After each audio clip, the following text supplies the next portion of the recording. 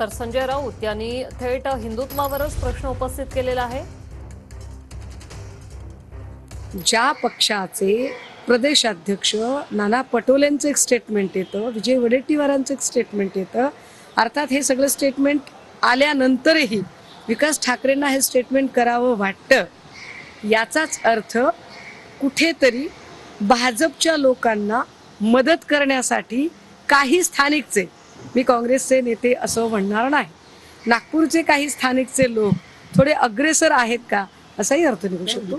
कोणाच्याही हाताना गुन्हा झाला असेल त्याला सजा व्हावी हीच माझी भूमिका आहे। त्या दिवशी मी सांगितलं। आता माझ्या बोलण्याचा कोणी विपर्यास काढत असेल तर त्याचं उत्तर माझ्याजवळ नाही, कारण की या नागपूर शहरामध्ये 1984 पासून भाजपाशी लढण्याचं काम मी करत आहे। भाजपाच्या विरोधात आंदोलनं उभारून 40 केसेस माझ्यावर आहे। जर आरोपीला पोलीस वाचवतील तर बाहेरून येणाऱ्यापेक्षा हा विकास ठाकरे नागपुरात एकटा भारी आहे आणि त्यांच्यावर कारवाई करून दाखवेल एवढी क्षमता माझ्यामध्ये आहे।